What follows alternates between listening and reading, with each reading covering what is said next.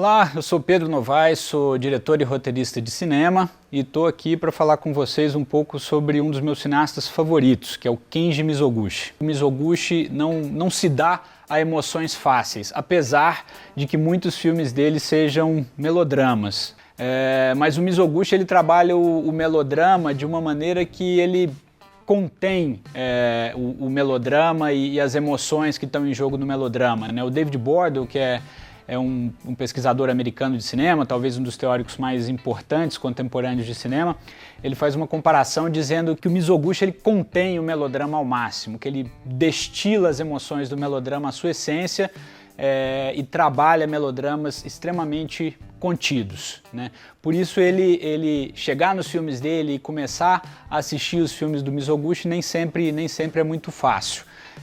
Mas quem consegue entender a maneira como ele trabalha e consegue entrar no universo do Mizoguchi obtém um retorno e um prazer muito grande, porque os filmes dele são fantásticos, né? Ele é um cara da imagem que procura extrair o máximo de expressão emocional e narrativa que ele pode das imagens que ele tem, né?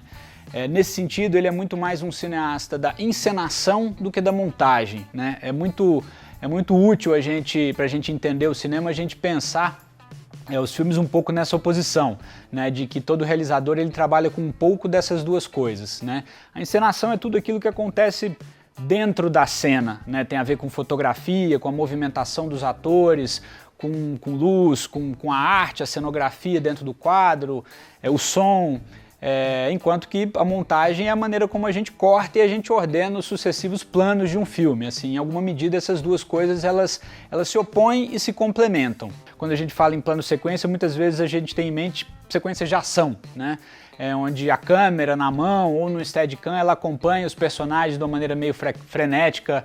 E os planos sequência do Mizoguchi são muito diferentes nesse sentido, porque eles são em geral planos fixos, ou planos com movimentos de câmera muito sutis, muito lentos, muito discretos. Constrói de maneira muito precisa os deslocamentos dos atores, a maneira como esses movimentos vão reenquadrando esses atores, a maneira como os reposicionamentos dos atores dentro do plano mudam aquilo que o plano quer expressar, e isso é muito difícil de fazer.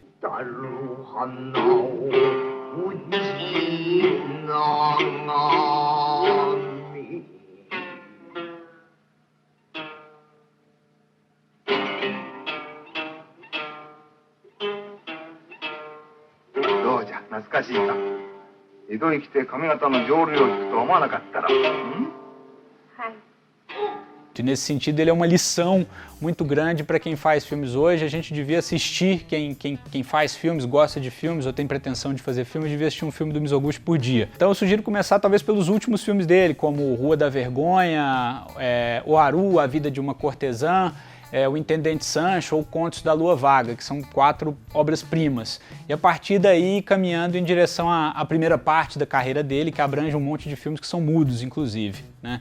Mas é um cineasta sensacional que eu sugiro todo mundo assistir. Espero que vocês tenham gostado. Obrigado.